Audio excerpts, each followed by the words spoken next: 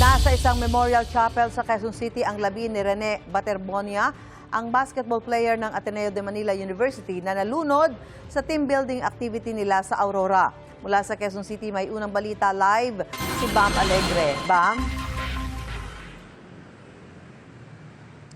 Susan, magdamag na narito nga sa isang memorial chapel sa Quezon City ang kaanak ng nasawing basketball player na si Rene Baterbonia.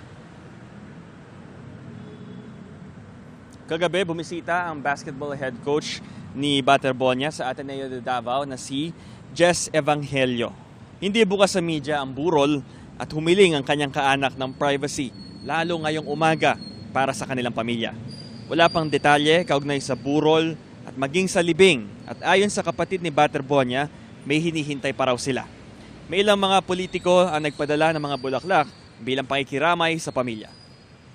So Susan, nakaantabay lang dito yung media sa isang media room para sa mga panibagong pahayag ng kanilang pamilya. Ito ang unang balita mula rito sa Quezon City. Bam Alegre, GMA News.